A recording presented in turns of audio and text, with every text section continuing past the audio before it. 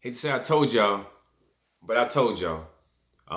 Looks like Teofimo Lopez won't be fighting anybody that y'all want to see him fight at 135 pounds next or ever. The days of him fighting top tier guys at 135 at the moment are done.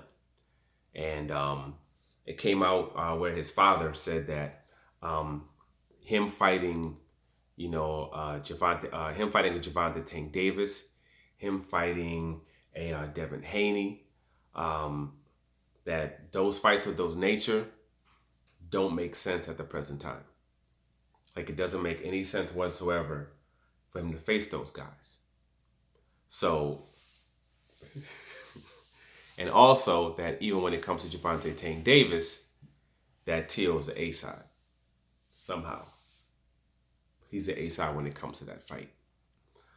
And it's kind of what I've been saying when it comes to the different camps. Like when it comes to this particular camp, when it comes to Top Rank, they're mostly about keeping things in house. If they can, especially when it comes to fights that could be dicey, that can go either way, they have to keep it in house. If it's not in house, they'd rather not do it. And when it comes to somebody like a Teofimo Lopez, they have a whole plan set up for him. They're already looking down 2, 3 fights, and they're looking down long term. They're looking at this kid 6, 7, 8 years. So they're not going to necessarily do anything that could mess with those plans. You put him up against somebody like a Javante Tank Davis. He had those certain spots where he had problems and issues with Teofimo Lopez, with Lomachenko. You know, you have those same type of issues with Javante Tank Davis. You're getting knocked out. Javante Tank Davis knows how to slip punches. He knows how to attack that body and then come up top and take you out. He knows how to do that. You know, he knows how to do that. Even Devin Haney, I believe Teofimo would beat Devin Haney, by the way. I believe it, but there's still a chance that Devin Haney wins that fight.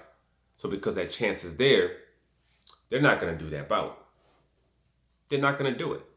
Just like with somebody even like a Terrence Crawford. Yeah, he can beat a Keith Thurman. Yeah, he can beat a Sean Porter. But those guys can beat him too. Especially with the way he acts when he gets hit and how he tries to push the pressure. He absolutely can lose those fights. So they're not going to do it. They're not going to do it. They have a plan already set up for him. And I said this before, and I believe Teofimo Lopez has also said it as well. Whereas I believe he has maybe one fight before he goes up to 140 pounds. Because he's not going to be able to stay at 135 that much longer anyway. And when he goes up to 140 pounds, it looks like what they might be doing is having Taylor fight Ramirez for undisputed, have whoever that is become undisputed. And when that person becomes undisputed, Teofimo Lopez is going to come to 140 pounds and face that guy. And literally be able to, in one fight, become the undisputed champion of the world at 140 pounds. No one's going to be able to talk that franchise belt stuff, all that franchise this, franchise that. No one's going to be able to say anything. He's going to have the belt. He's going to be the king at 140 pounds. And then it puts people into a space where, let's say, Devin Haney's talking, oh, he's scared of me, he doesn't want to fight me. And people will be able to look at him and be like, he just went up to 140 pounds and took on a top guy at 140 pounds and beat him.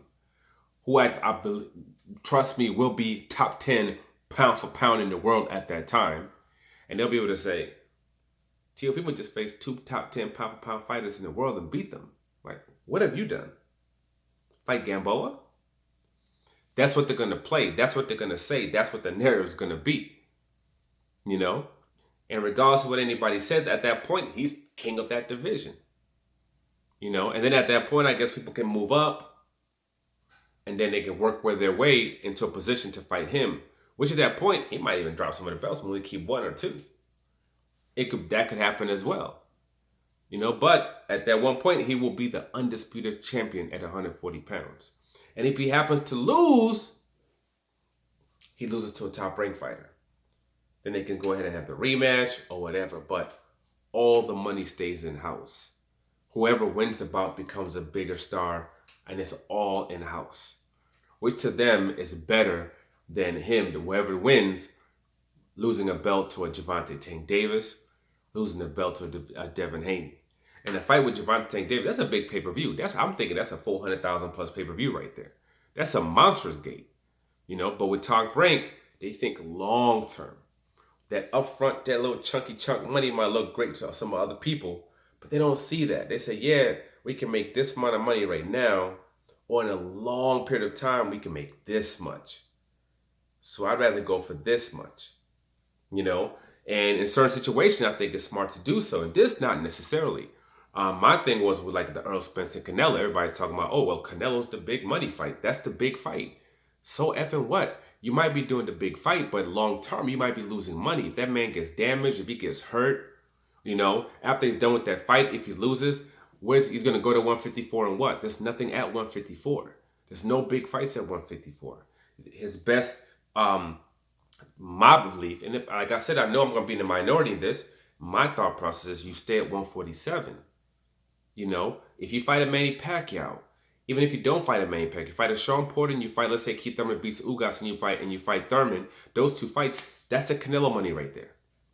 Then after that, you still have Ortiz Jr. After that, you still have when 2 years from now, if he stays at 147, 2 years from now when he's fighting Jaron Ennis, and the boss doing 600,000 plus pay-per-views, and they selling out the Cowboy Stadium, then it's gonna be like, okay. Long term, you end up making a substantially more money than that. That's why Floyd Mayweather, there's times where he could have fought Gennady Golovkin, and that was his biggest fight at 160, but he didn't go up there. He faced Maidana, which was still a big fight. He faced Maidana again, which was still a big fight. And then F up Manny Pacquiao fight. Then F up that later on a Conor McGregor fight.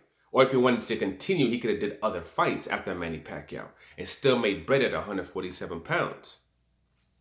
You got to think long term, not necessarily short term. Sometimes in that type of situation works because you're still facing the best. If you're fighting a Manny Pacquiao, if you're fighting Terrence Crawford and all these other guys, you're still making big bread, against top guys, but not putting yourself into some crazy deficit, And that type of situation works. In this type of situation, it does make you look bad because you are in your own weight class. You're not having to jump up. You're shying away from, let's say, some particular guys, particular top tier guys. That's what it looks like. You are shying away from them. But other camps do the same thing as well. If you're a Eddie Hearn fighter, which Devin Haney is, they do the same thing. They do the same thing. That's why when it came to the Gary Russell fight, I knew exactly what was going to happen and exactly the way it was going to happen. And it happened how I said it would. To the T. Because I already know how Eddie Hearn reacts, how Eddie Hearn works. Okay, they're about talk, then have the fighter yapping in the media, and them believing all of this and keeping themselves in the media is going to make that fighter bigger and make people, gravitate towards them. Where it doesn't necessarily work that way. It doesn't work for the ticket sales, doesn't work for the gates, doesn't work for the viewership. It doesn't. For whatever reason, it doesn't. You still have to fight those West Coast top guys most of the time in order for this to work. That's most of the time what you have to do. And they have a certain way of doing things. So when it comes to Eddie Top Rank, they also have a certain way of doing things. And their thing is all about keeping everything in-house. And that's what they're doing in this particular situation. And it does make Teofimo look bad. It does. It's gonna, when he picks this super tomato can he's about to fight, it's gonna make him look horrific.